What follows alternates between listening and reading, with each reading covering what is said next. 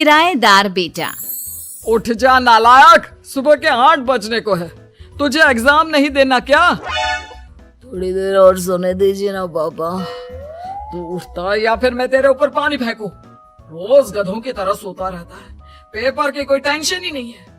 और एक हमारा समय था जब हम पेपर में फेल होने के डर से रात भर पढ़ा करते थे, सो ही नहीं पाते थे।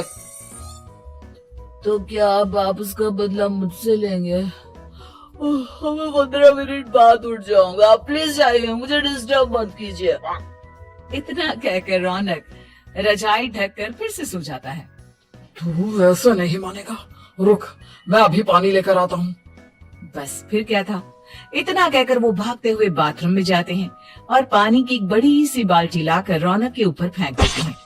पानी पड़ते ही रौनक झट से उठ जाता है। ये आपने क्या किया पापा? अब तो उठेगा नहीं तो यही करना पड़ेगा ना। वैसे थैंक्स डैड, आपके कारण अब मुझे नहाने की भी जरूरत नहीं पड़ेगी। चलिए अब आप माँ से बोलकर मेरे कपड़े निकलवा दीजिए, तब तक मैं ब्रश कर लेता हूँ। वैसे कल ना आप एक काम और करना, नहलाने के साथ साथ मुझे ब्रश भी करवा देना।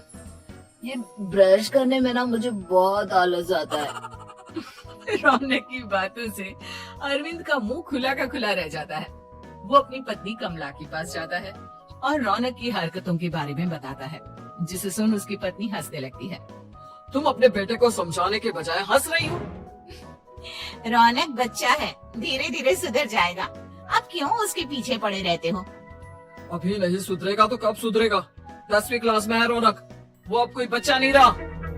अरविंद की इतना बोलते ही वहाँ रौनक भी आ जाता है। क्या डैड, मैंने आपको एक काम दिया था, वो भी नहीं हुआ आपसे। अरे क्या हुआ बेटा?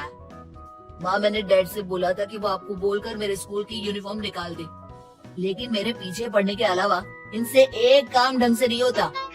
देख रही हो कमला, देख रही हो अपने लाडले को? अरे आप चुप रहिए जी। चलो बेटा, मैं तुम्हें कपड़े निकाल कर दे देती हूँ बस। ऐसे ही साल पर साल बीतते जाते हैं, लेकिन रौनक के रवैये में कोई बदलाव नहीं आता। वो पहले से भी ज्यादा आलसी और पूरी तरह अपने माता पिता पर निर्भर हो जाता है।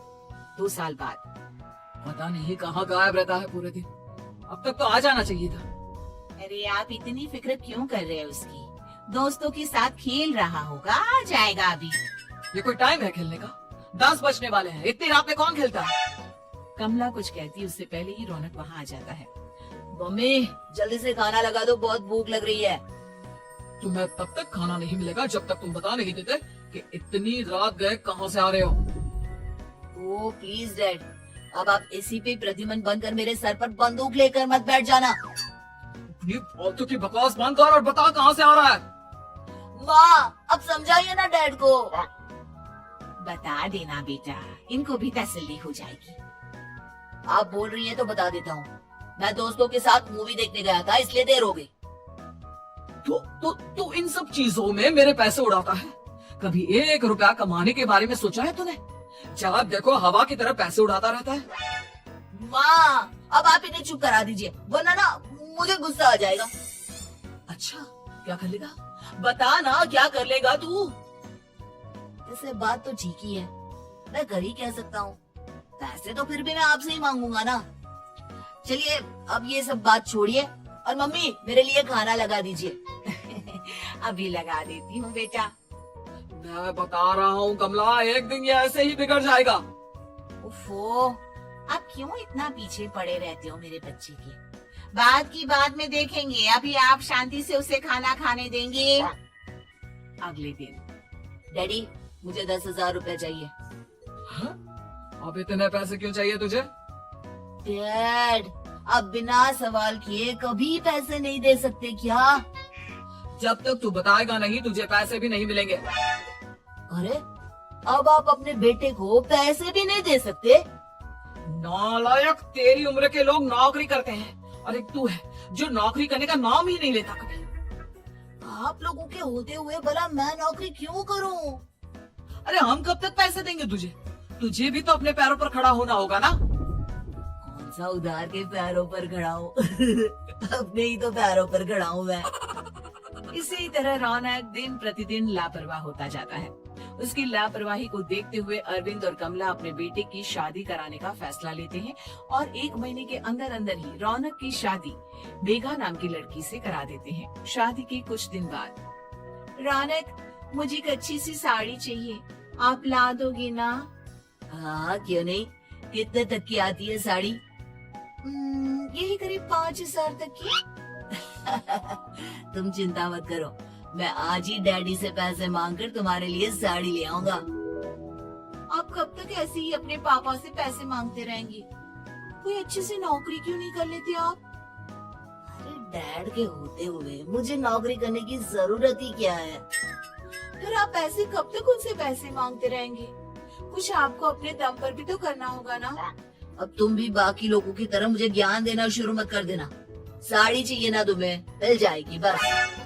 इतना कहकर रौनक अपने पिता से पैसे मांगने चला जाता है। डैडी, मुझे 5,000 रुपया चाहिए। अब 5,000 क्यों चाहिए तुझे? वो मेघा को साड़ी चाहिए थी। अरविंद आगे बिना कुछ कहे चुपचाप उसे पैसे निकाल कर दे देता है। कुछ दिन बाद, तुम्हें नहीं लगता कमला, रौनक हम पर पहले से भी ज्यादा डिपेंड हो गया है? मुझे तो अब उसके भविष्य की चिंता होने लगी है। कल को हमें कुछ हो गया तो वो क्या करेगा? काश तुमने पहले ये सोच लिया होता तो आज हमारा बेटा इतना लापरवाह नहीं होता। तब मुझे कहाँ पता था कि मेरा लाड प्यार उसे इतना बिगाड़ देगा कि वो इस हद तक लापरवाह बन जाएगा। कोई बात नहीं, अभी भी देर नहीं हुई। मुझे पता है उसे कैसे सुधारा जा सकता है। कैसे? अरविंद कुछ कहता उससे पहले रौनक वहाँ आ जाता है और पैसों के लिए हाथ फैलाने लगता है। डैड, मैं और मेघा बाहर घूमने जाना चाहते हैं। अरे वाह, ये आज सूरज कहाँ से निकला है? Dad please. अच्छा चलो अब मुद्दे की बात करो। मुझे अब 25,000 चाहिए। अब तुम्हें 1 रुपया भी नहीं मिलने वाला। अगर तुम्हें पैसों की इतनी ही जरूरत है तो कोई ढंग की नौकरी कर लो। मम्मी, आप कुछ कहिए ना डैड को। बेटा, वो गलत क्या बोल रहे हैं? ये सब हम तेरे भले के लिए ही तो कर रहे हैं। मम्मा, मैंने बताया ना आपको, मुझे नहीं करनी कोई जॉब वॉब। तो ठीक है, निकल जाओ हमारे घर से। तुम्हारे जैसे लोगों के लिए मैंने ये घर खड़ा नहीं किया है। जितना ये घर आपका है ना, उतना ही मेरा भी है। मैं कहीं नहीं जाने वाला।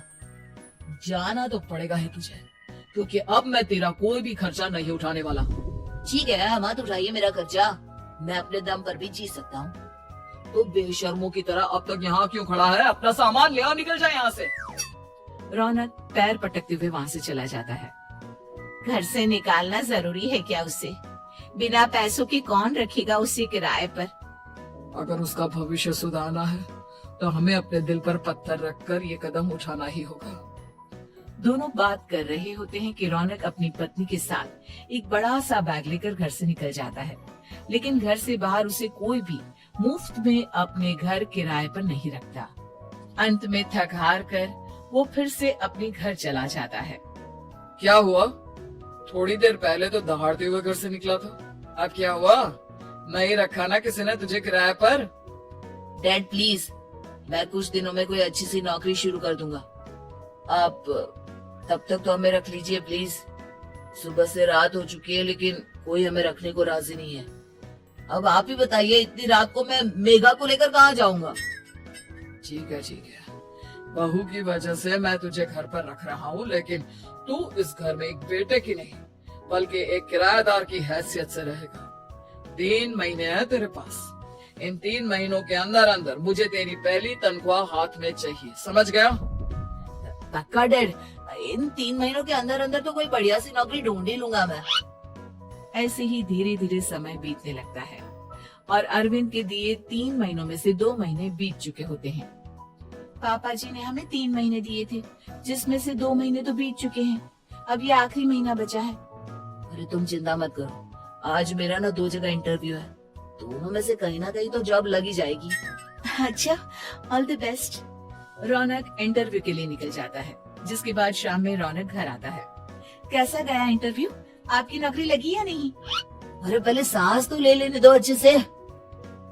बताइए ना, मुझसे तो जरा भी इंतजार नहीं हो रहा है। वो दरअसल बात यह है कि मेरी नौकरी तो लग चुकी है, लेकिन पैसे बहुत कम है। कितने पैसे हैं? 15,000। इतने में अरविंद और कमला मिठाई का डिब्बा लेकर आ जाते हैं। बधाई हो बेटा। हम जानते थे तेरी जॉब जरूर लगेगी। लेकिन मेरी सैलरी बहुत कम है मम्मा। कम है तो क्या हुआ, धीरे धीरे बढ़ जाएगी। हाँ बेटा, हम तो बस चाहते थे कि तू अपने पैरों पर खड़ा हो जाए। मतलब अब आप मुझे घर से नहीं निकालेंगे? नहीं, ये सब हमने तुझे जिम्मेदार इंसान बनाने के लिए किया था। Thank you mummy papa. अगर आप दोनों ऐसा नहीं करते तो मुझे कभी अपनी जिम्मेदारियों का एहसास तक नहीं होता। आज आपने मुझे सिखा दिया कि इंसान का अपने पैरों पर खड़ा होना भी जरूरी होता है। इतना कहकर रौनक झट से अपने माता पिता के गले लग जाता है और अपनी कमाई की पहली तनख्वाह वो अपने माता पिता के हाथ में सौंपता है। इस तरह रौनक एक गैर जिम्मेदार व्यक्ति से एक जिम्मेदार व्यक्ति बन जाता है।